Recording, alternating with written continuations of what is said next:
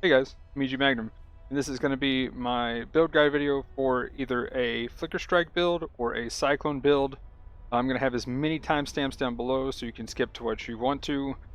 Really, there's very few differences in this character between each skill, and the differences will be talked about around the end of the gem section and the beginning of the skill tree section. That's really most of the differences there. Again, as many timestamps down below as possible, but anyway, get into some gameplay. Okay, so hopping into some Cyclone again.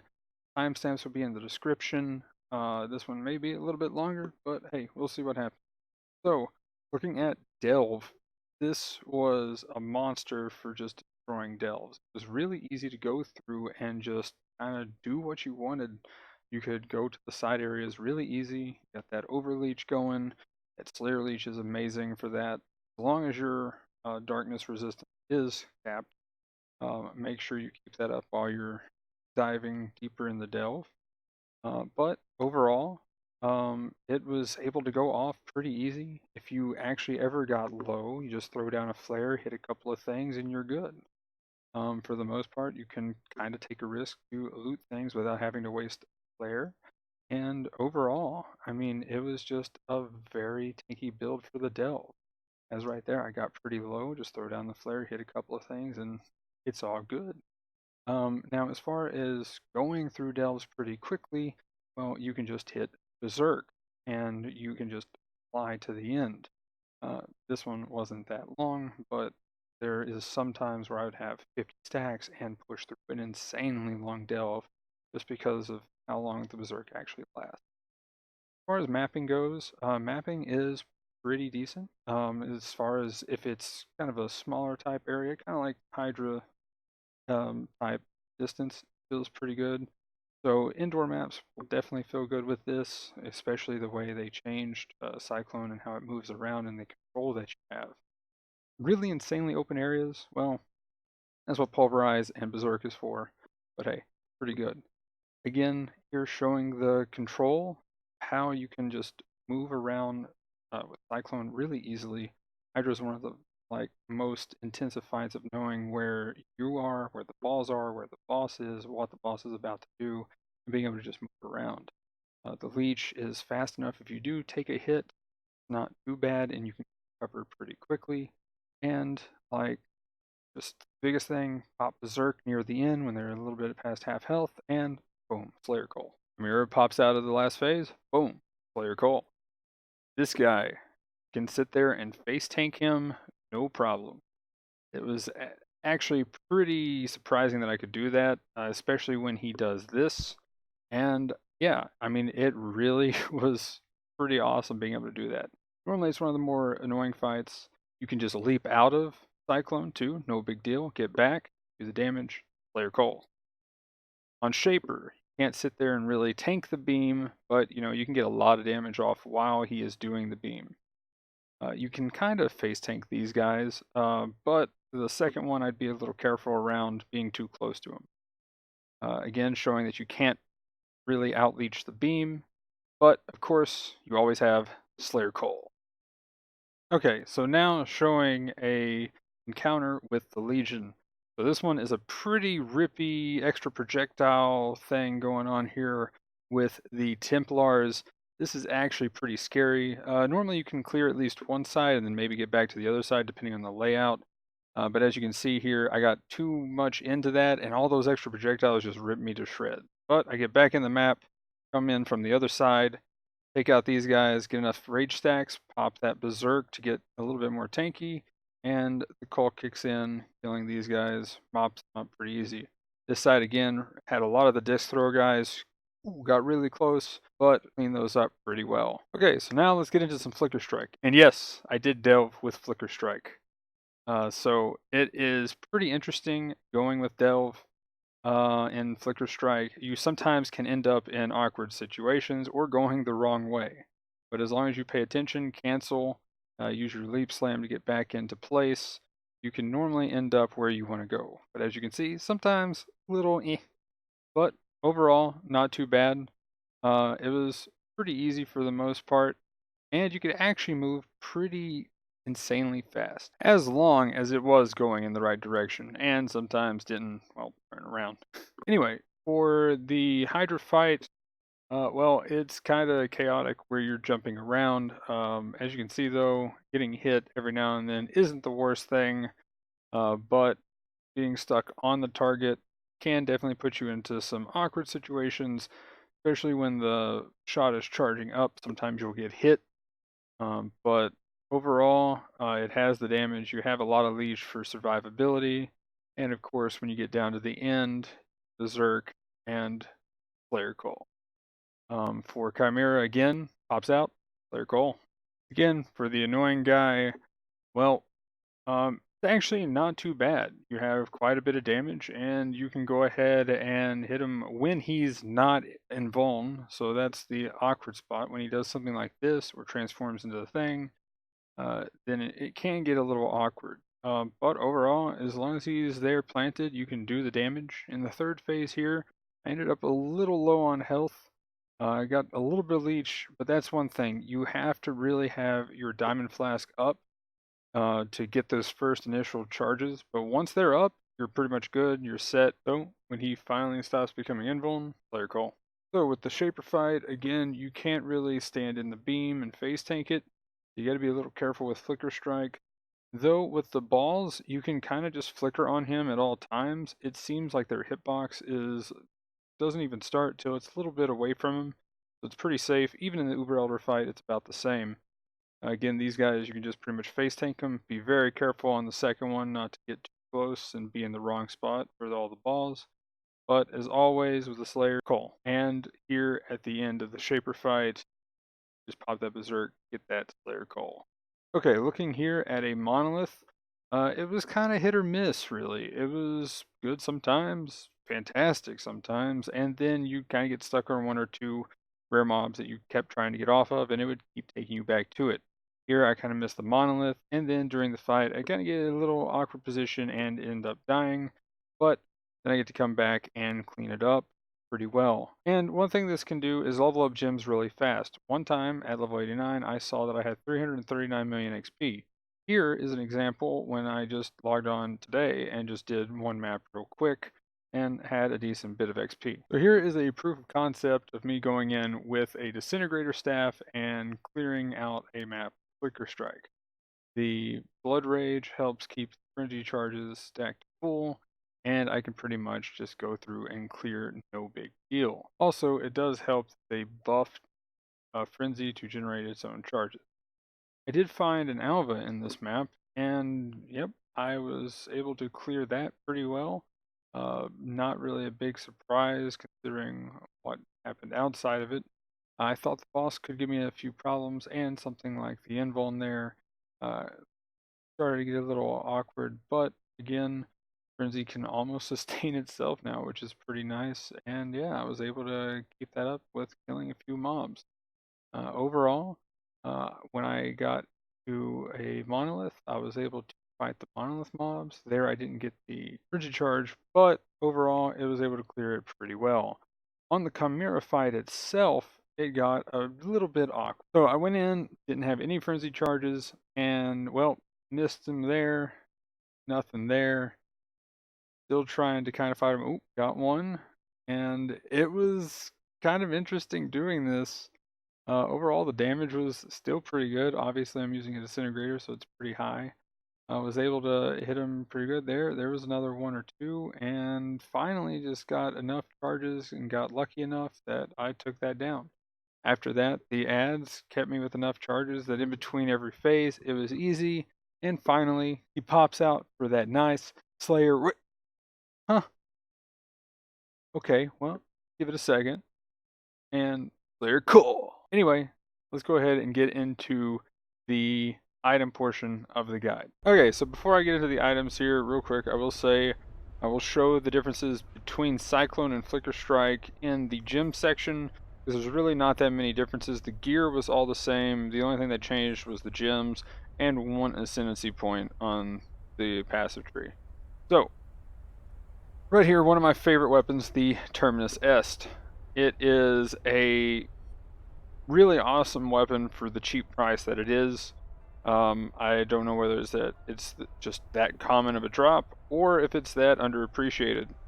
But a 260 right now, increased physical damage, is only 5 chaos for the cheapest one, and I got the 258 that I used originally in the build was, I think it was 2 or 3C on day 2.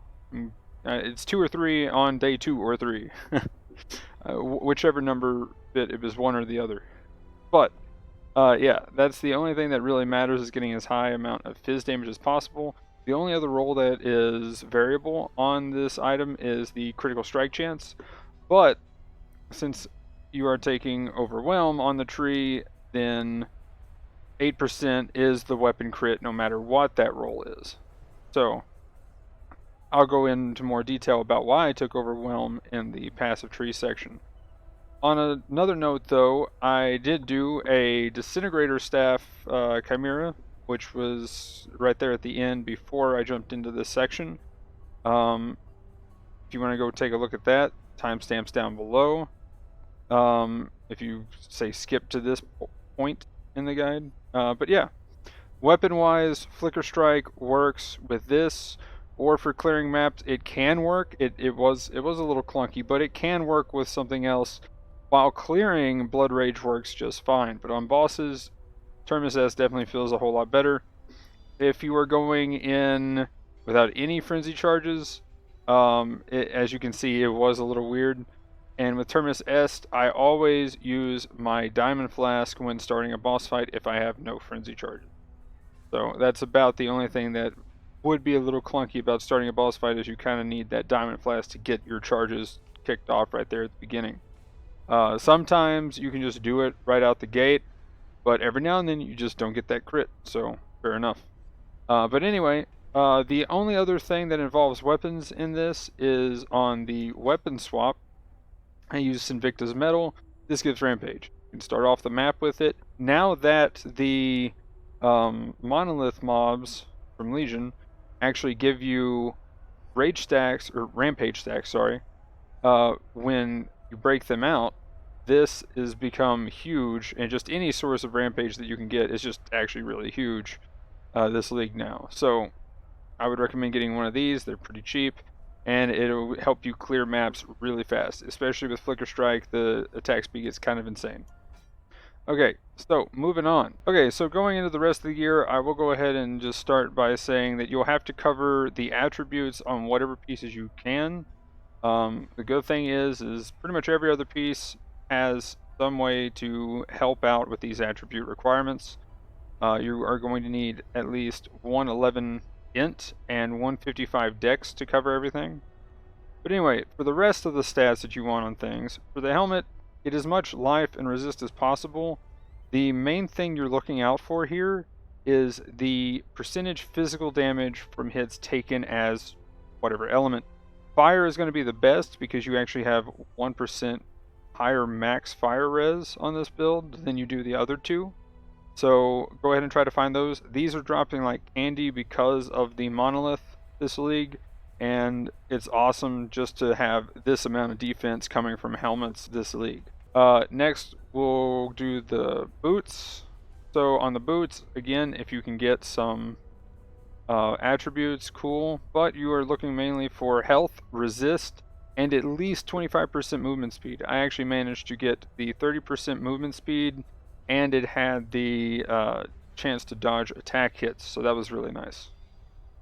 Over here on the gloves, so I was kind of wanting to try to get a Starforge, so that's why I have the 40% increased critical strike chance against shocked enemies. That's the only reason why I have these gloves. Other than that, what you really want is as much life, resist, cool, and then fizz damage to attacks, or attack speed, or both. If you can get both, awesome. Again though, cover your attributes where you can. Real quickly, looking at the belt, it is the Soul Tether. This is what gives us the Slayer Leech. It also goes ahead and adds essentially your energy shield pool to your life pool. This would be only when you're leeching, but you can pretty much go ahead and assume whatever your life pool is, just add it together. The other thing with this belt is it does have a really cool reaction with the Doriani's Jewel, but I got a Korea one that was really good for damage, so I just stuck with it instead of trying to fit the Doriani's Timeless Jewel into the build. If you want to try, you might have to move some points around, but it looks really cool. I mean, that would end up giving me almost 2 KES with that same life pool. Anyway, moving on. Anyway, one last thing, you can also corrupt it and hopefully get something good. You can get crit multi, crit chance, ride buff effect. There's a few other ones. I think there might be, oh yeah, movement speed. I think that might be with flask duration, during flask rather. And there's a few of them. So look at the corruptions for belts. Kind of pick what you want. Prices will vary on these, but sometimes you can find one for about an X that is pretty good. I didn't really feel like I needed the extra bit, and so I just kept buying a 6% and corrupting it. Again, you can go for a 40 int roll on the int roll and just be satisfied with a 40 int 6%. That would be probably the easiest way to do it, but then if you corrupt it, hey, you might get something pretty nice. Anyway, let's go on to the other jewelry. So, steel rings, of course. I went ahead and threw a Contempt Essence on both of these rings, and overall stats were good enough to deal with, so they add a bit of damage, but nothing too crazy from this one. This one actually had a good accuracy roll, that's why I kept it. Depending on what you're doing, you might not need that much accuracy. I know I was able to hit pretty much 100% with the precision being at 3 here on this. It is 98% for evasive monsters, so pretty solid. This one also had a pretty good roll. It actually gave me some mana leech, which was kind of cool. And it gave me the stats that I needed. So overall, rings aren't too crazy. They just got some decent damage on them and okay life. For the amulet, now this is the big one that I've been trying to roll another one, which is item level 83. What an elder can get at item level 83 is more fizz damage reduction. Other than that though, you can get the increased maximum total life recovery per second from life leech. That's going to be the main thing that you want. I actually had a Leo in Syndicate and I exalted it, and I think that gave me the dex or the strength. I can't remember which now. But yeah, overall I just was rolling one of these, had an open prefix, threw on the melee weapon range, and just kind of went with it. What I would probably recommend doing if you have the currency is taking a horror essence, which gives you fortify effect when it's used on an amulet, and trying to get the maximum total recovery, and then if you somehow get the fizz damage reduction at the same time, then yeah, that is insane for this build, and insane for defense. At that point, if I had hit that, I probably would be using an Abyssus at the same time, which, as you can see down at the bottom, was something that I intended for this build. Okay, and finally, the awesome chest piece that I've got. This did not have aspect of the spider till I was doing Flicker Strike, Uber Elder Kill, and it was one of the last things I added to this build. This chest piece, I plan on using it pretty much in just about every build I got, so the investment was definitely worth it. You can try to roll one. If you are going to roll one, you want a item level 86. It's just the item level 85. It already had the minus 15 to mana cost, so pretty much had enough health, and it had the minus to mana cost that I was looking for.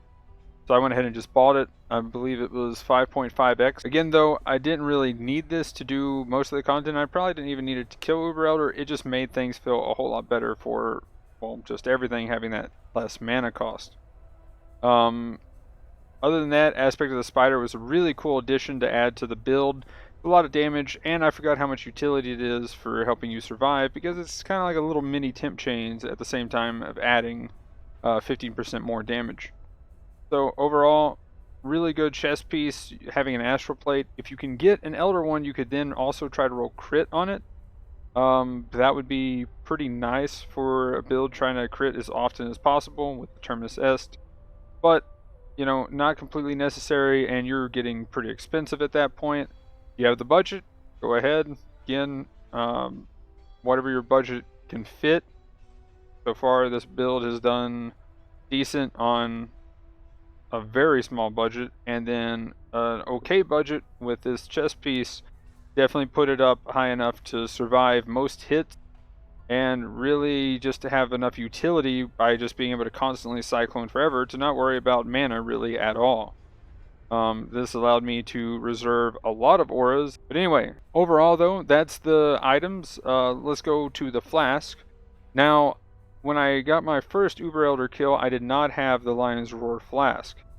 It really wasn't necessary for the damage, and I really couldn't justify it too much for how much damage it actually gave. From there, we got the Diamond Flask because, well, you want to crit because crits give you frenzy charges, especially if you're using Flicker. Crits just more damage. Quicksilver. One of these, just you want movement speed, freeze, and curses, and bleed for the extra effects on the flask. But Quicksilver, Silver, and the Seething Divine Live Flask of Saunching, of course. The option that I was using before the Lion's Roar was a Basalt Flask that had Shock Immune or Ignite Immune. A couple of other options, though, real quick, for the jewelry is, say, the Mark of the Elder Steel Ring. It's a pretty decent item, gives a decent bit of health, and gives you a decent bit of damage. The other thing that you can get, though, is a Shaper Ring that has Assassin's Mark on hit. This requires an item level 80 ring to craft, and this will go ahead and give you added crit onto the 8% that you get from the weapon. So added effects of crit, say on a chest piece you roll, like if you had an Elder chest piece and you rolled the attacks have like 1.6 crit, then the plus 1.6 crit gets added on to the 8%. So Assassin's Mark in this case actually helps out quite a bit with crit chance. Personally, I was kind of wanting to find some kind of Shaper steel ring, but the Mark of the Elder actually probably would be worse, but it is a very cheap option than having another just steel ring and just having a Shaper ring with Assassin's Mark. Again, I didn't really get to explore this route too much, but POB is showing that it is higher damage, so there you go. Again, if you can cover the stats and the health, then cool, more power to you. Okay, moving on to the Abysses. Well, yeah, it's a lot of damage. It's actually an insane amount of damage, but it does have the downside of you take a lot of damage. So that is a thing. I will say though, once using this, because I did originally plan the build with this, but after I took it off, man, did I feel invincible. With it on though, the build has a lot of physical reductions, and again, was planned around it. As far as the flask, if you are using it, I might substitute a Basalt Flask in for something up here and keep the Lion's Roar. Or even when you're using a Basalt Flask, substitute something else for a Granite Flask. This does make it feel a whole lot better, and again, boost your Molten Shell to pretty good numbers either way. Overall, it didn't feel like it needed it with the damage, but it is some obscene damage, and if you want to see things pop and insta-phase and stuff like that, go ahead and use an Abysses. It's a lot of fun. So, again, I said I did all the content with very cheap gear. Well, here is my amulet and ring that I had before the steel rings. And as I said, I gave my hand-me-downs to a friend of mine, which I'll bring that up right now. Here's a friend of mine's character. Pretty much, I gave him a lot of the hand-me-downs. So here's Terminus Est, the 258% one. Pretty easy to get. Was really cheap, day 2 or 3. The body armor was a 6-link that I found in Blood Aqueduct. A little over 70 life. Has a bit of fizz damage reduction where I was planning on using the Abysses. That was pretty nice to find, actually. Overall, not the craziest chest piece. Definitely can get something a lot better for not really that much. So, pretty solid, but definitely needed an upgrade. The gloves pretty much had physical damage to attacks, but you can also again get attack speed or whatever. but you know, they were okay. Other than that, we have boots here with stats, and I believe that's really it. I think one of these rings, but as you can see, they're not that crazy. They're okay rings. Resist, bit of life, is on that one. Resist, bit of life. Actually, a lot of resist on that one. So again, I can't remember if I gave him one of those or not. But the thing is, my rings and amulet were pretty bad till I upgraded. And again, all of this gear and what I have that I showed that pre-upgrades, I did everything except for Uber Elder in the game on that. So, Terminus Est has the damage to carry, pretty easy to gear, pretty cheap to gear, and do everything. Is it Cyclone that's carrying it? Probably. But I also did everything up to that point with Flicker Strike as well, I might add. So, pretty solid with the melee reworks. I think they did a great job making everything feel a bit better. Is it where it needs to be? I don't know. I kind of would hope to see it go a little bit further as far as the leveling process goes. But at the end game right now, feels pretty comfortable to me. I like it. So let's move on to the gyms. Okay, so now hopping into the gym section. Now real quick, one last item change that I decided to add here. I originally planned this build on Calm's Roots. So yeah, I would have Unwavering Stance and the whole like Juggernaut in a can situation with those boots. Pretty nice. This way with Flicker Strike you can't get stunned, and then you can go in and take Impact for the more damage as well as the accuracy bonus. Now, with the gems that's in the boots, yes, you're going to have to keep them as a 4-link, so you'll probably move them over here to the gloves, and then move what's in the gloves up to the weapon. Other than that, if you can think of any supports to add, because as you can tell, I've used all the socket possible. So yeah, I definitely, where I planned around that, it definitely happened. Now, I will say this, though, you can't really add any new skills because, well, everything on the bar is taken up. The attack would go there. And if you are going to get rid of Blood and Sand, where it doesn't work for Flicker Strike, you're going to have to probably replace it with what I would recommend, Vol Molten Shell, because Vol Molten Shell is absurd. It's crazy. So just, again, you saw that I had 3,000. Well, the thing is, you get 3 times as much percentage of armor up to 30,000 like pool, and yeah, that's just insane. It's a 60% of your armor, so that would be a 9,000 pool, giving me essentially an effective life pool of 15k, which is absurd. So I did not use that during the Uber Elder fight, or well, pretty much at all.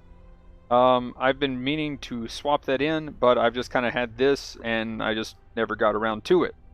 If I was playing hardcore, every build that I play in hardcore is going to have Vol Molten Shell, most likely, in some way or another. But anyway, so, what do we have here? We got, in the sword, Ancestral War Chief on a 4-link, Melee Fizz, Maim, and Brutality. The main thing to make sure you have is Maim.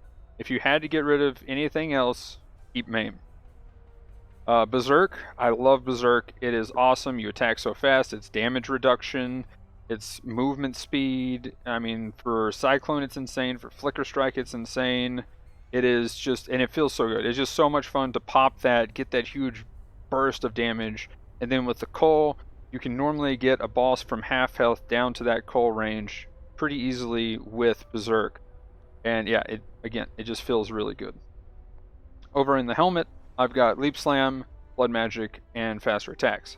Probably the only thing that I could add to this would be, say, Rage. Rage support will give you, extra ways to build up Rage every time you're leaping between packs. So that's about the only thing I could think that I could add to that as of right now. You've constantly got Fortify, so you don't need Fortify with it. So yeah, I mean, if you got a better idea, leave a comment down below. I'd really be interested in finding something else to add to this. Molten Shell, again, Vol Molten Shell would probably be what I would have on standby if you're especially doing Flicker Strike. You're going to mix it up. or move it around kind of thing. I was actually kind of hoping it would hit a Vol Molten Shell instead of just going up to 23%. Because, I mean, 23% skill effect duration, that's cool, I guess. But I already picked this in the first place because I liked it because it had the duration over, say, Steel Skin. Let's just hop down to the gloves. The only thing really required here is the Blood Rage. Other than that, you have Blood and Sand, which only works for the Cyclone. In Flicker Strike, like I already said, just replace it on the bar down there with Vol Molten Shell. So again, you can move both of these or one of these up to the weapon, and you're good. That's pretty much it. The one thing that I would keep together, though, is Pride, War Banner, Precision, and Enlighten. Now this pretty much needs to be a tier 3 Enlighten to get the final setup of the build going. I did not get this till doing Flicker Strike Uber Elder, which was the last thing I did with this build, really.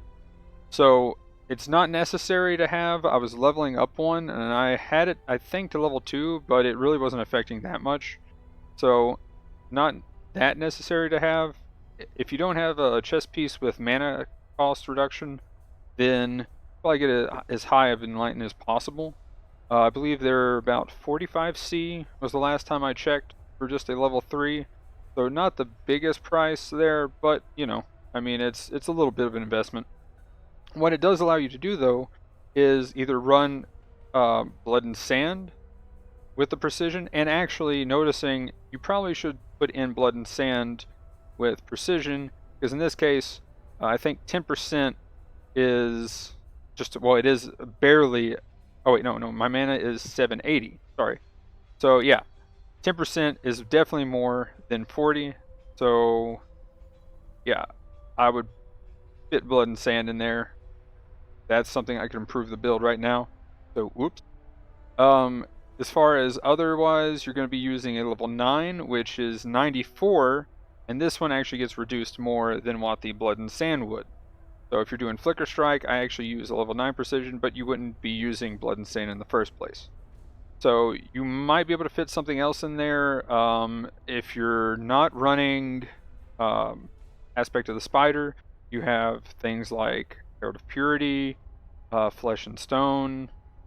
So there's a lot of options that you can kind of throw in here at the same time for auras. And that's the first distinction between playing Flicker Strike and Cyclone, is the auras. So I like Aspect of the Spider. It's kind of like a mini temp chains, and it's 15% more damage when you've been next to an enemy for, like, it's either 3 seconds or 1.5 seconds, one of those. Blood and Sand works for Cyclone. It gives it a huge area or gives it a nice damage bonus. But pretty nice. Pride, if you're doing physical, hands down, the best thing you can do. Yeah, Pride's pretty insane. I just thought of something too. I wonder if the increased radius affects the nearby radius. That'd be something to try to test out. Anyway, moving on. War Banner. War Banner is huge for accuracy. I keep it on most of the time. I forget a lot of times to throw it down. One trick with War Banner is where it's on left click, you have to hit shift and you click. So, real quick, just to show this, it's instant, so you can plop it down while still spinning or pick it up while still spinning. This works with Flicker Strike. It does not interrupt anything, and the only way that you can place it is by hitting shift and clicking. So you're moving, shift click, and you can keep moving. So it's real easy to kind of get used to. Kind of like the golem trick of casting a golem in the left click, but with banners. So that's where I've been placing a lot of my banners, just because a lot of times these days I'm filling up all my bars. Okay, so let's talk the skill itself. So, Cyclone. What I want to use with Cyclone all the time is Cyclone, Fortify, Infused Channeling, and Rage. Rage is just an amazing support. Possibly the only time I wouldn't use Rage, well, no, I want Berserk, so I don't know. I love Rage and I love Berserk. I mean, if you're playing anything other than a Berserker, I'm going to use Rage. It's just so much fun to play with, so yeah. Infused Channeling, more damage. It goes up to 48% more. It's just like a melee Fizz duel. Only then you take 8% less damage from hits of the type matching the skill gem. So the tags on Cyclone is physical, so you get physical reduction. Pretty nice, especially if you're going to try to use abysses. Fortify. I mean, Fortify is just a huge amount of reduction, and now that they got a decent bit of more damage, I was saying if it went to 29% more, it would be worth, but instead it goes to 34%, and you can even hit 35% at a 21 gym level Fortify. So those are the 4 staple. Now, the next thing here, Impel pretty much is going to be the next staple that you're going to use on pretty much either of these setups. Impel, though, really becomes more effective when you have the 100% chance to impel. I get the 100% chance to impel from a Watcher's Eye. They're pretty cheap. They're about 30 to 40 chaos for a Watcher's Eye that has 25% chance to impel. Plus the impel chance on the tree, or the impel effect and stuff, and chance on the tree. All of the impel nodes, which you'll see what I take, make this jewel just insane, and just impel itself insane. Also, one thing that is not really talked about on the impel, since most people talk about the actual impel and the impel effect, is it actually adds 15% more physical damage, which is just kind of icing on the cake there. Now, with that said, though, you don't have 100%, you don't really feel it, and you don't really feel it while mapping most of the time. So, if you want to, while mapping, you can use Close Combat.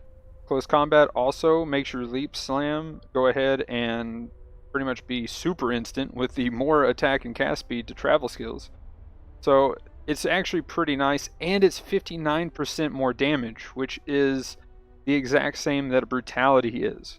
So, you could switch out these 3 if you had an extra white socket. You could go ahead and use these 3 as needed, really, and I would say that Close Combat is better than Brutality. But again, in order to swap between, say, Pulverize, Close Combat, you need a wide socket. So Pulverize itself gives more area, less attack speed, which kind of hurts a little bit, but more melee area damage. Now on Cyclone, you attack insanely fast as it is, so you're not going to feel that too bad with it. The more area just kind of gets absurd at some points. If you feel like you're doing content that you don't need Pulverize in, say if you're doing Delve, you're already covering the entire area of the Delve that you're going through, and Pulverize is just overkill for area at that point, then you can swap it out for, again, either Close Combat if you have a white socket, or Brutality if you just got a red. Overall, though, Pulverize does add some damage, so it's pretty nice to have. And it's just crazy area that is just absurd in open maps. If you manage to get an AoE shrine and pop Berserk, you're pretty much covering the whole screen. I think I got it actually to about the whole screen, but I think I was averaging at the shot button, essentially, AoE from where my character was. It's pretty insane. So, that is Cyclone. Now for Flicker Strike, we are going to have the same staple Rage and Fortify supports.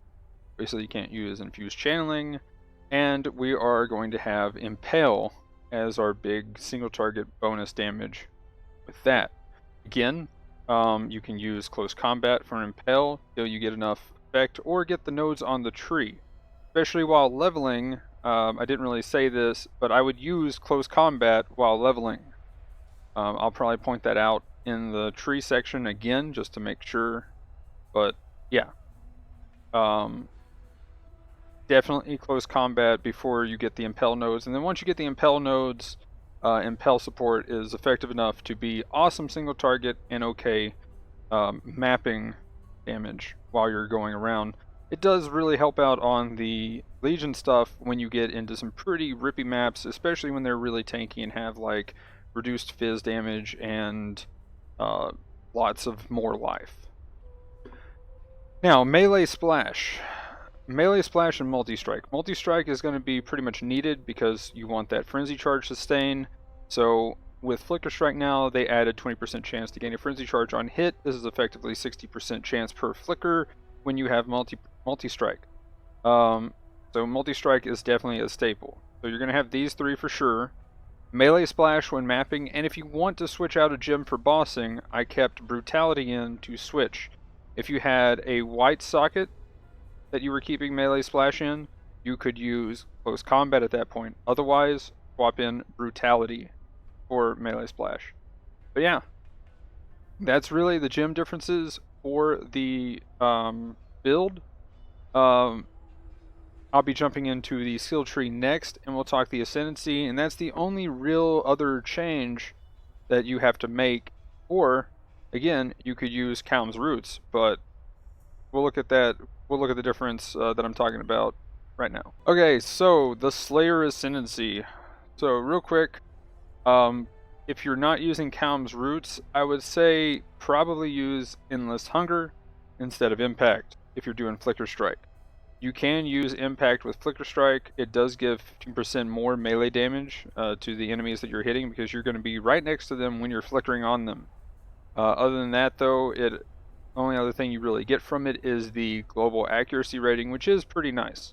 So if you're using Helm's Roots, Impact is really good. If you're not using Helm's Roots, Impact can still work because that Disintegrator Chimera that I showed was actually still using Impact here and not Endless Hunger. Now my Uber Elder kill was using Endless Hunger. For leveling, what I did with the Ascendancy is I took Headsman and then Bane of Legends. Headsman is a nice amount of damage while leveling, and is especially a nice amount of damage for bossing at all levels.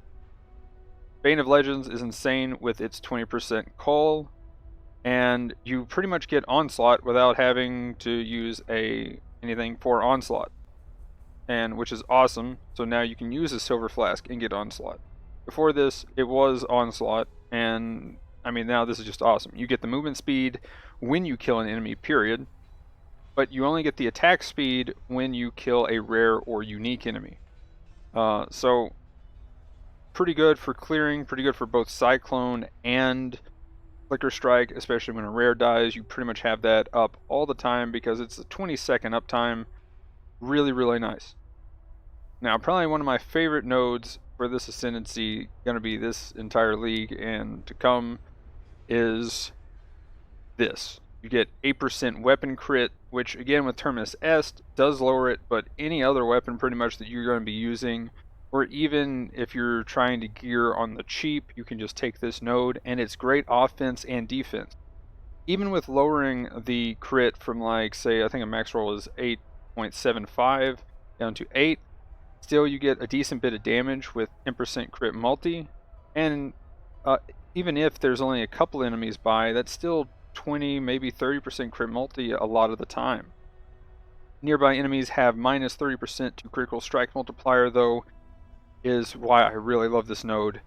That's a huge amount of defense, and comparatively to, say, going up for Brutal Fervor, 6% reduction I don't think competes with minus 30 to crit multi when it comes to fighting bosses, or even some rare monsters that have like high damage, and especially when you roll a crit damage mod on a map, this node comes in handy. It's like a mini Enfeeble. Impact and Endless Hunger, that's the choice you really got to make, which really is just for Flicker Strike. You do get bleed immunity if you're doing it for Cyclone, but again, you lose so much area, I would not recommend it. For Flicker Strike though, Impact is just a damage buff, and Endless Hunger actually is stun immunity and bleed immunity. The overkill damage is Leech's Life is kind of okay, but not the craziest thing. You're already going to be hitting your Leech cap insanely fast, so that doesn't really matter too much on either of them. Again, it's just, do you want the bleed immunity with Cyclone, or do you want the stun and bleed immunity with Flicker Strike? Or do you want more damage with Flicker Strike, or the crazy area that comes with Cyclone and the damage? So hands down, I would say Impact for Cyclone, and it's kind of up in the air for Flicker Strike. It's kind of preference at that point. But anyway, that's the Ascendancy. Let's get into the tree. Okay, so I will be linking in the POBs section of the description in the video the different trees that I had when I killed Uber Elder. As you can see here, the jewel that I have is a Karui jewel down here, so that's why it's going to be blank in the POB. Other than that, I just got a Might of the Meek, which was pretty cheap this league and stuff, so you know, you can throw one of those in. It gives a little bit more life on these nodes, and it's just a nice little buff to life all around. As you can see, that's little over 200. So not too bad. Other than that though, you could probably fit a percentage life and damage jewel in if you wanted to there. I felt like I needed the life earlier on. At this point, I probably could switch out a damage jewel and feel pretty good. Here's my Watcher's Eye. I did not have this for my first Uber Elder kill. I did get it after it though, and I decided to just use it because it had the 25% chance to impel. At that point, I swapped over the 10% chance to impel enemies on hit with attacks and took the impel effect. The Karui jewel is just pretty good. I already mentioned the Doriani's jewel for a possibility while using Soul Tether. It's pretty nice, but this jewel happened to luck out pretty well, giving me some fizz damage, strength, fizz damage, or I think that's one of these is melee. And then I got 10% double damage on some of these, and that was about it. When I say that was about it, I mean that's a pretty insane amount of bonuses for just a 2-point jewel socket. So these jewels are pretty insane. If they stay in the game, I don't know if we'll see some nerfs or what, but yeah, they add some crazy stuff when it comes to just the extra stats. Like I said, I would love to try to use either the well, pretty much for this build, the Doriani's. Kind of want to get some build in the future with the glancing blow thing. I think that'd be kind of cool. But the Karui jewels are really awesome. Doriani's though, I would say you would have to reach over here so it doesn't brick any of the nodes and take point blank. So that's 7 points, or rather 6 points if you, yeah, 6 points at the cheapest way. But again, that's just an idea. If you want to try it, cool. You are going to have to give up some points from somewhere else though, unless you're going to take this to a few levels higher and then sacrifice a couple of points. Other than that though, I started out without Ball Pact. I really am not the biggest fan of having no regen, especially when doing things like Uberlab. I was doing some Uberlab carries, and I spec'd out of that node for doing those carries. But as far as Slayer Leech and having that Overleech, even if it's just for 5 seconds, is just really nice. Ball Pact is amazing for giving you so much leech a second. POB is showing just a little over 3k leech per second with Ball Pact, so feels really good. That's pretty much half my life every second. So if I get hit, gotta get hit pretty big twice. Other than that though, what did I do for leveling the tree? Well, I'm going to try to have a leveling piece by piece section for the tree. Now if you need stuff like resist, go ahead and take whatever you need. You know, kind of mix it up if you need to. If you need more damage or you need more life, go ahead and get those. I'm going to be putting it to what I'm kind of comfortable with leveling, and knowing that I've got some leveling gear definitely helps out when planting a tree. If you don't have leveling gear, then again, like I said, take what you get, or take what you need, because you know you're going with what you get for items. So what did I do though leveling this? Well, I tried pretty much every skill I could under the sun just to see how they all felt now. So I came down, Heart of the Gladiator, took the dual wield, then took the Destroyer two-handed. Then from there, I went over and grabbed Heart of the Warrior, and I think I grabbed these health nodes just because. From there I stretched down, I believe it was with dual wielding, to Golem's Blood, and then where I didn't plan on taking Vol Pact, I didn't really pay attention to Vitality Void. What I would say is probably if you need it, take Vitality Void pretty quick. I don't think I took Savagery for a while, but then I pretty much came down, got some resist at Soul and Steel and Diamond Skin somewhere around the time of Act 5 when you defeat Kitava, or in preparation of defeating Kitava. But then I pretty much beelined all the way over here, grabbed these life nodes. I think I went up here to grab these. Not too sure on that one, but I know I grabbed these life nodes and came down here to grab Fatal Blade because it's just a ton of damage.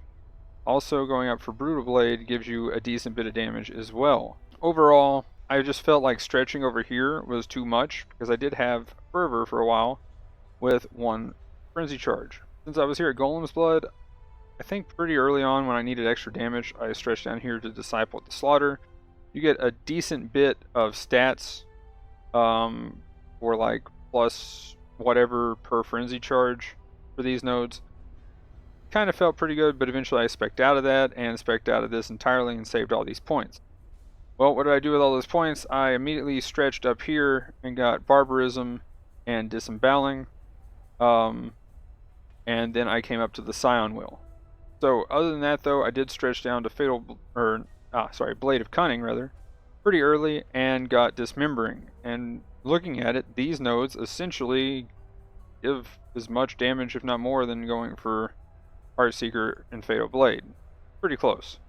When you add in Titanic Impacts, then yeah, you definitely have a more crit over here on the tree than really going over here. I think these days, for swords anyway, you can justify staying on this end of the tree and not really caring about really jumping over here too much.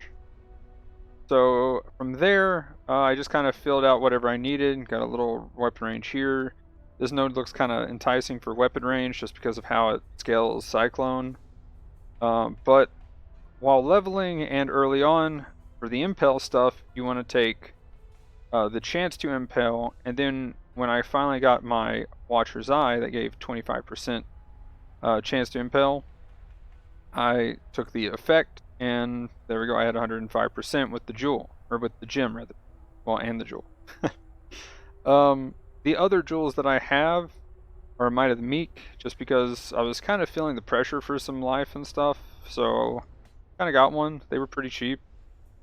I don't know what they're going for right now exactly, but as you can tell, it's a little bit over 200. It looks like they're going 19 to 20C, so not too bad. And then here we go, the big timeless jewel. That's pretty much the last thing I'm going to touch on for the tree. Yeah, the timeless jewel is pretty insane. Karui jewels can have some awesome bonuses. I believe this one total, like there's some melee damage, there's some fizz damage around here somewhere. This has double damage, so there's like 10% double damage, some strength, and fizz damage. Overall, that jewel socket is adding a decent bit of life and a lot of damage. So, pretty good. Just what I would recommend is buy one, sell it. Buy one, sell it. Just keep going. You know, you save up 20, 22C or whatever. Buy one and then just resell it back. Get either all of your money back, sometimes if the price goes up a little bit more than what you paid, or, you know, maybe you take a slight loss of 1 or 2 chaos to try to find the right jewel. But once you find the right jewel, there you go. What I would recommend doing, though, is either on a notepad, be on the computer, or in real life, write down the number on it so you don't get the same number again if you're not using one for the keystone. Again, the other option would be to take the Doriani's Corrupted Gem for the timeless stuff, and over here at point blank, put it in right here. It'll turn these nodes into some random stuff. That's why you kind of want to do it away from things. But that's 6 points from this direction. And then you get 20% of your life as extra ES, which is pretty insane considering that your ES essentially counts as a life pool when you're leeching. On this build, you would have roughly about 2k ES to tack on to that 5.8k life. Now, unless you're willing to level a bit higher or drop some points, though, that's going to be the cost of getting that jewel. So, I mean, that's another, like I said, 6 points. If you have too many defenses, you could probably drop a couple of the defense nodes. But if you feel insanely tanky, gonna play around with it. You might be able to drop a little bit of health. Again, that's gonna, you don't want to drop too much because you don't want to kind of have it negate itself. But apparently there's a weird interaction with the soul tether and having a high ES pool. Don't know if that's actually a bug or what. Haven't really tested with it too much, so I can't really speak to it. But I have heard something about it from a friend of mine. So we'll see if that's actually a thing. If it is a thing where it's kind of like stacking their leech rates between them, then I'm sure they're going to fix that, because that sounds like that's unintentional. Other than that, though, that's pretty much the tree. There's not too much else that I would say to do. It's just far as just some decent mentions though. Yeah, Impel is insane that they have it on the tree, and it's just an insane mechanic now. This is actually kind of cool.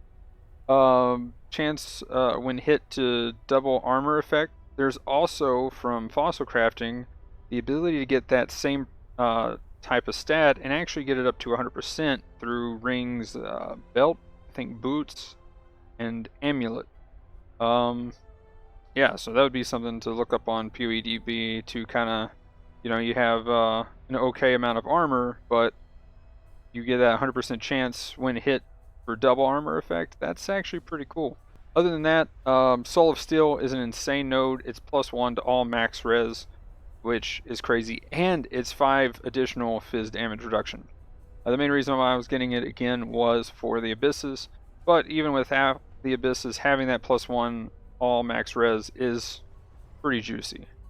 Overall though, really cool that they added some crit stuff for not only two-handed, but getting swords over here on this side of the tree. If you decide to use a different weapon, like an axe or a staff, you could probably stretch up. Yeah, I had the same tree when I was doing the disintegrator. I don't know whether that's saying the disintegrator is OP or the just the damage and like flicker strike and stuff that they've added is OP. But yeah, you can definitely kind of play around with some of these nodes and put in whatever weapon. I don't know if you would want to necessarily stretch over for axe crit if you decided to get, like, say, a disfavor for this build. Again, I was trying to find a Starforge and run crit Starforge and do some Cyclone shenanigans there. But anyway, that's the tree. So now we're going to go ahead and jump into POB. Okay, for the path of building, I'm going to be doing things a bit different this time. I'm going to try to be a little bit more thorough with the path of building if you just want to use that. Hopefully it's informative enough. I do have a note section this time, so I'll go into that here in a little bit. And as far as it goes, I've sectioned off skills for some different ways you can set up skills based on what you're doing. Sectioned off with these little just dashes. And then I've got a leveling type gem set up. Probably not the most perfect, but it's decent enough. It's pretty much what I'm using right now currently for most of my melee builds. So, I mean, if you got a better way, let me know in the comments down below. Definitely trying to get faster melee leveling down. But anyway, looking at the tree down here at the bottom left, you can go ahead and see leveling trees. So in the first note, I talk about if you're going to go dual wield, you go with the dual wield stuff rather than the two-handed. Other than that though, each one has progression towards different things. Like if you need Vitality Void, it's in the notes, says take it if you need it. And it just keeps going from there. So, and then finally, you want to work toward the final tree. As you noticed, I was pathing through there at the beginning, and then kind of changed it up. Make sure that it's on a Lyra.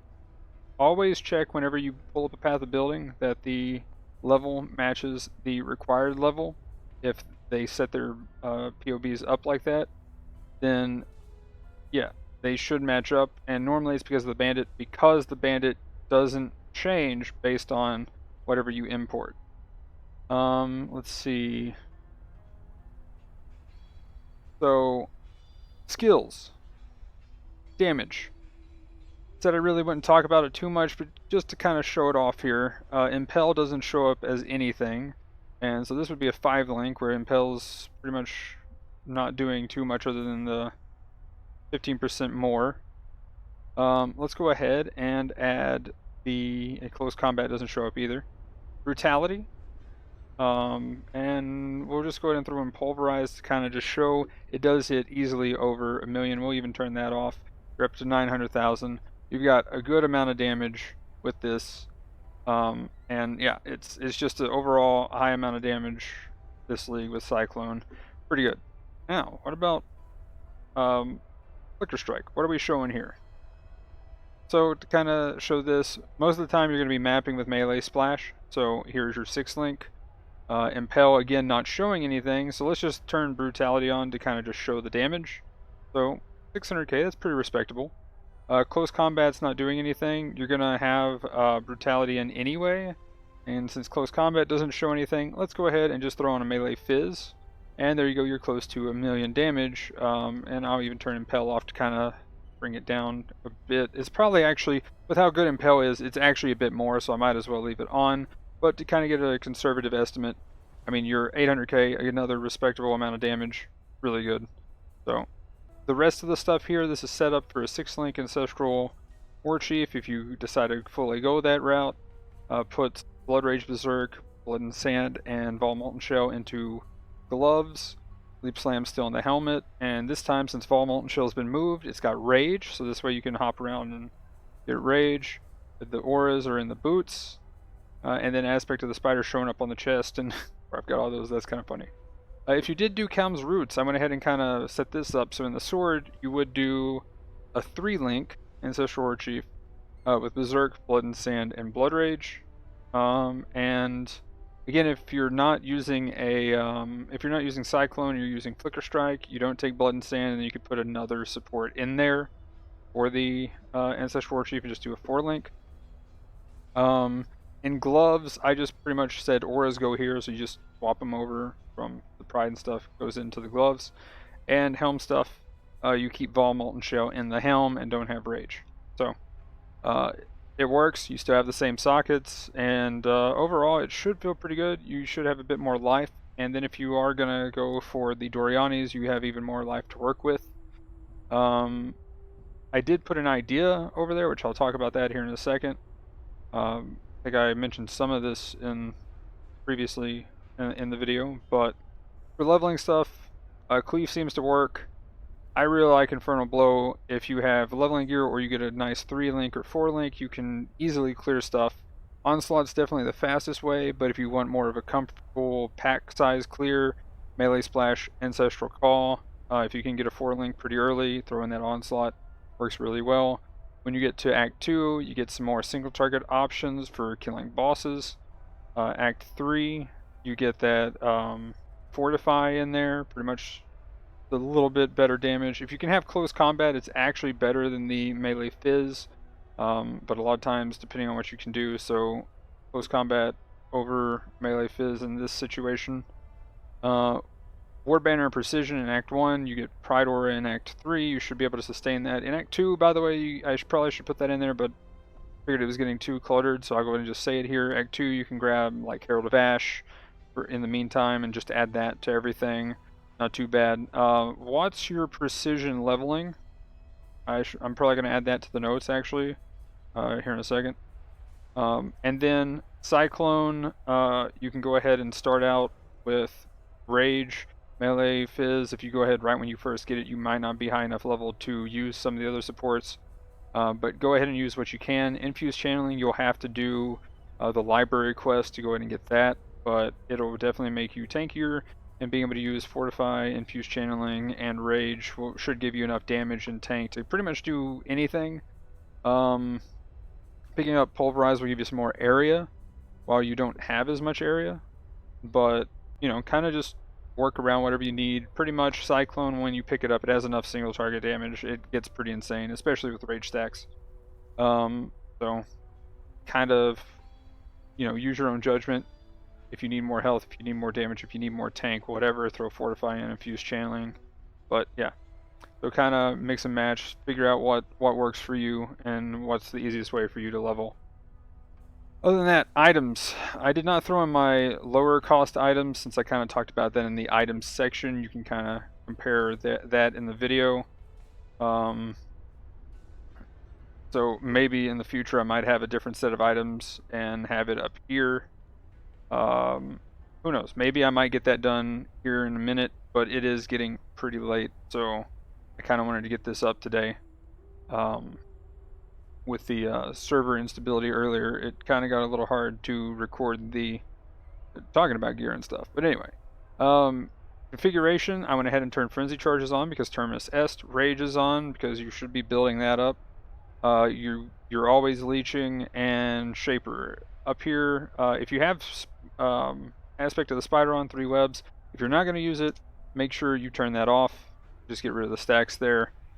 But other than that, though, Blood Stance only helps the area stuff, so you don't have to worry about that. Anyway, Let's see, have I missed anything? Oh, in the notes, some ideas. So, Calm's Heart might actually work pretty well.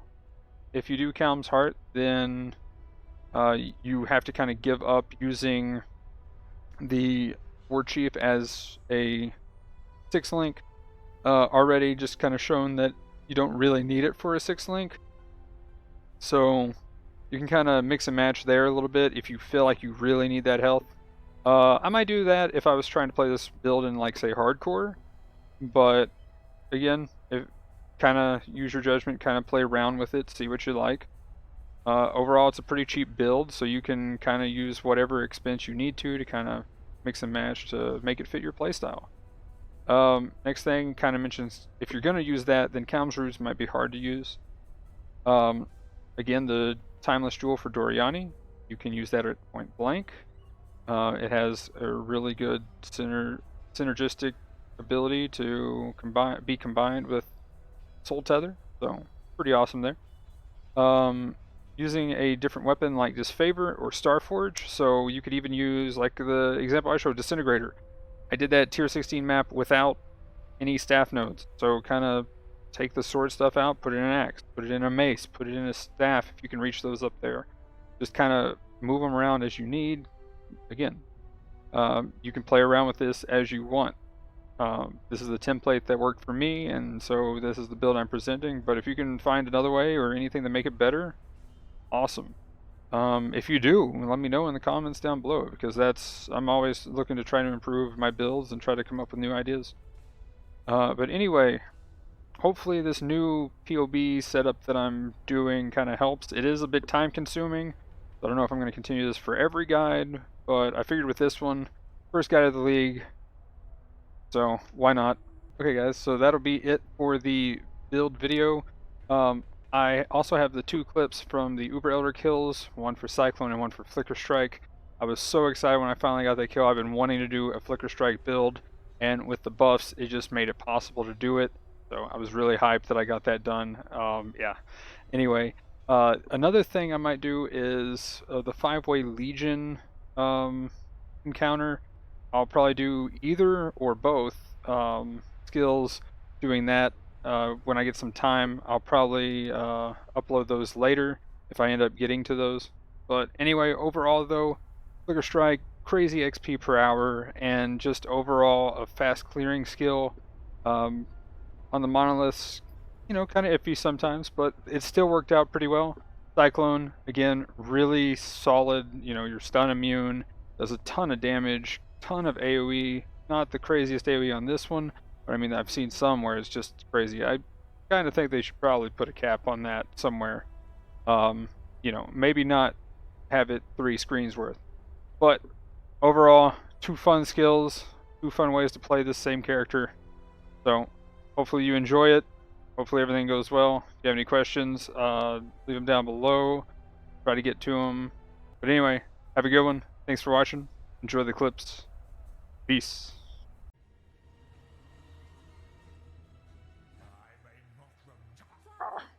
Go Mag, you can do it, I believe. Here we go.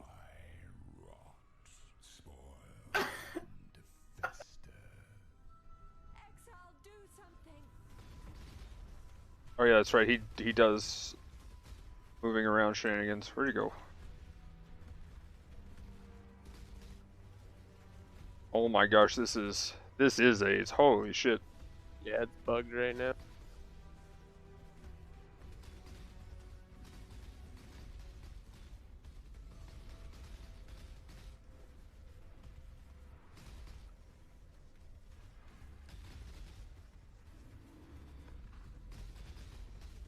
That's in the middle, but oh well.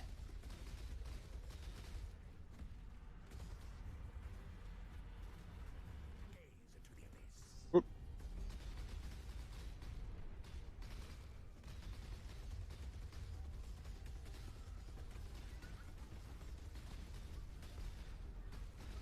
Oh, do not hear a gaze. Man, Shaper gets around, dude. Yeah, he sure does.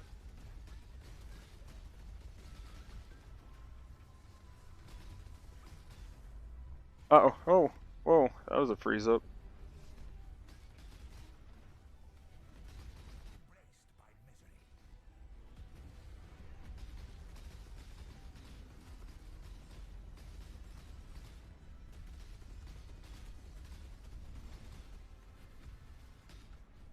Whoops.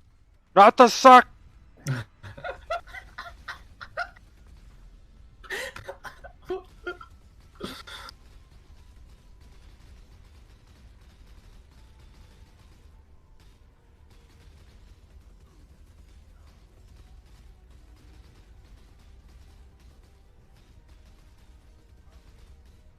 Ah! Ah! Whoop. Okay, that was kind of a panic flask. Luckily, I'm in an ad phase. Oh, that is a, that's a propagator. That was bad. Oh! Shit.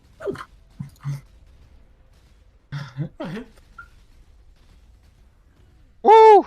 I got lucky there. That was bad.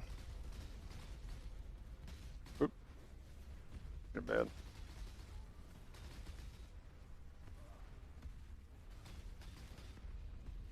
Okay, I'm getting sloppy now.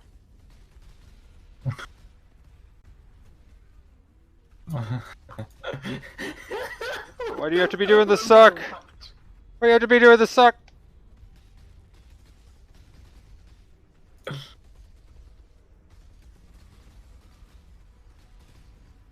Oh, I froze.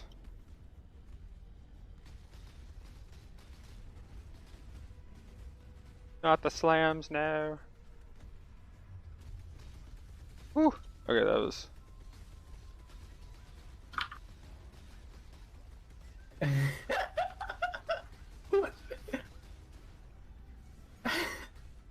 Oh. The funny thing is like Jeremy's gonna be laughing in this clip like the entire time. This is gonna be a funny one. If anybody watches this guy, they're gonna be like, who's the guy laughing? Amazing. What the fuck am I watching? And goodbye. Wait. Oh, he's doing the suck. Come on, you're dead. You're dead. Omae wo mo. Induru. There we go. Easy game. Deathless, first Elder of the League. Outstanding. Ooh! Here we go! Here we go! Nice. Okay, and I got a Shaper. I wonder if that's actually still going for anything, or if people's just...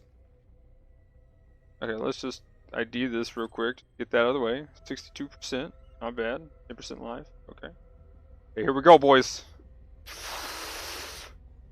Boom! The Zealotry. What does that do? Pride? Pride? Yeah, impale with pride! Boom! Okay, there we go. I'm going to use this. Impale chance or Yeah, impale chance. Sorry.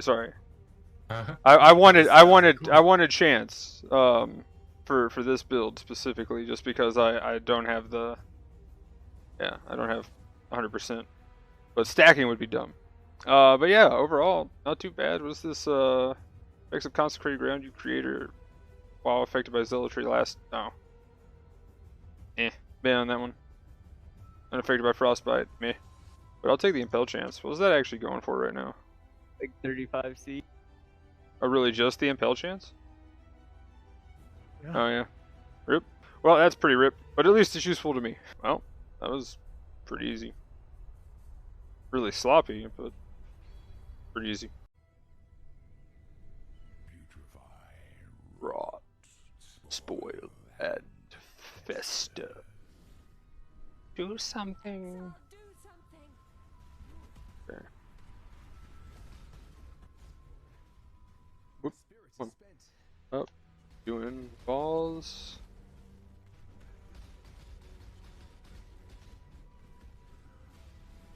Okay, can't hit him on that.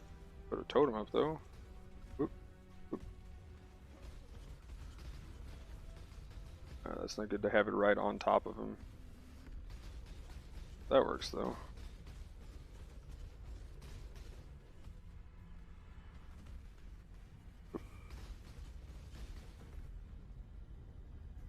Okay, he's doing his phase. This one is the one that needs to die. Awesome. Whew. I got a little scary. Beaming.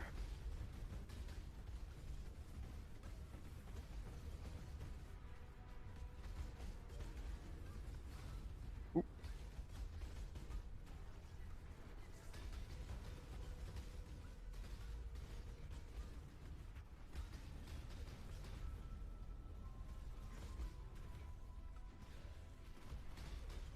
No. Go to him. Damn it, where'd he go? Okay, well he's doing that. I gotta kill the propagators. Hey, that worked. Oh, get in, get in. Boom. Get ready, and... Damn it.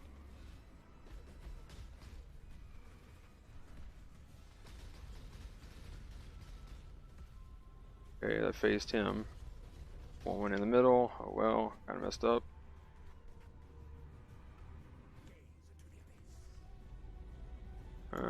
Not good. Kill that thing.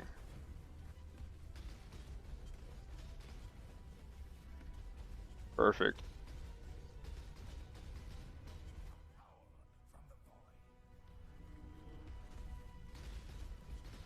I better not flicker too much. Rely on my dude to do it. There we go. Perfect. There's no propagators. One over there. Kill it. Burn it. Fire.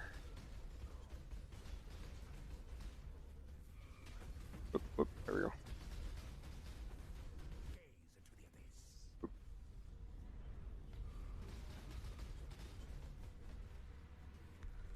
Oh, this.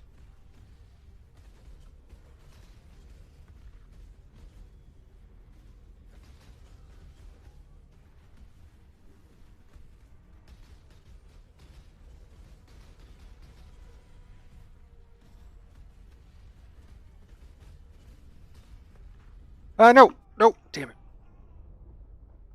Wow, I think my character just screamed like 3 times for 1 death. What in the world, dude? That was a scream. That was almost getting to the point of, I was thinking maybe deathless. Holy shit. I only used 1 portal so far. Here we go.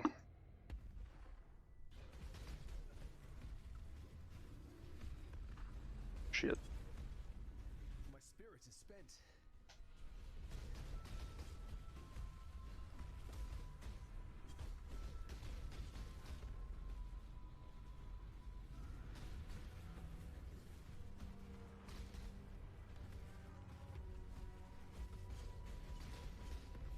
Oh, he's doing the suck in a corner. Holy shit. Should wait.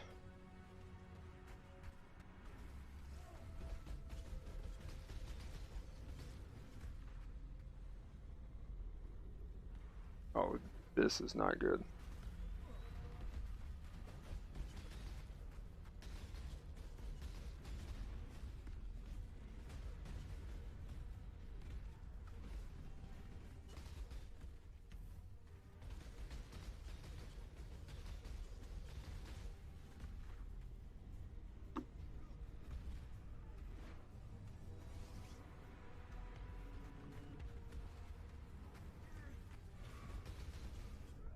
Damn. We're getting so close. Whew.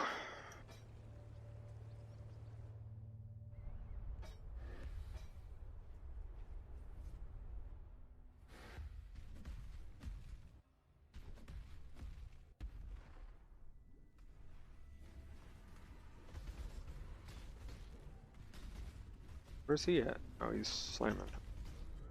Damn it. I just go...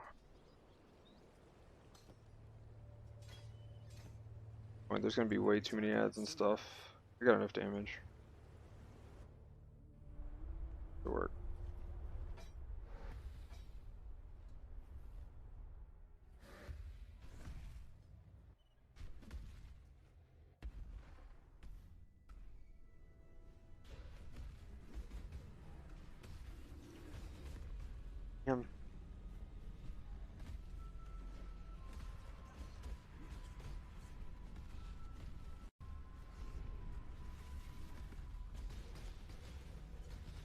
There we go. Phased.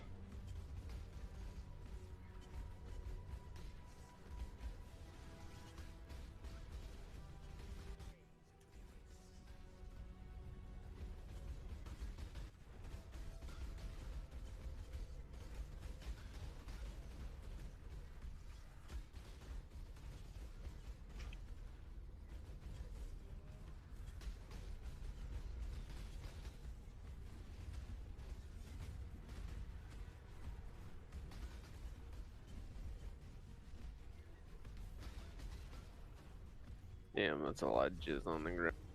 Yes, it is. And he's doing his thing, isn't he? Oh, he's sucked over here. Yes. No. Ugh! Okay, if he's up there and he stays up there, that's good. So that means Shaper's dead. Melee splashes out. Tell me I got 2 portals. I got 2 portals. As long as he's up there, I can just go straight up there and hopefully just kill him.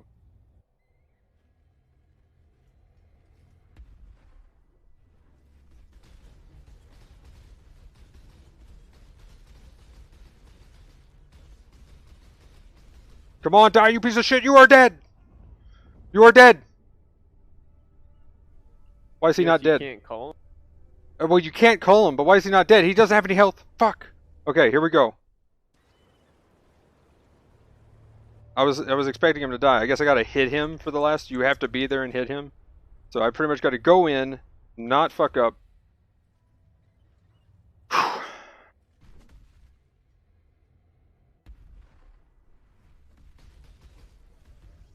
There we go. Easy.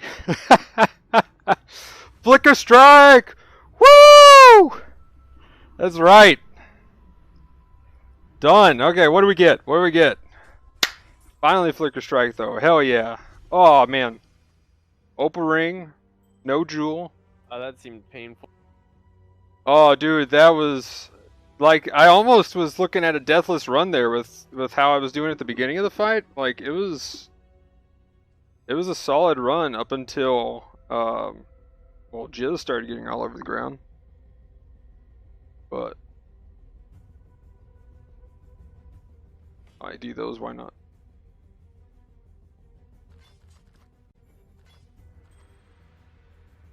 Crappy ring roll, but okay, cool.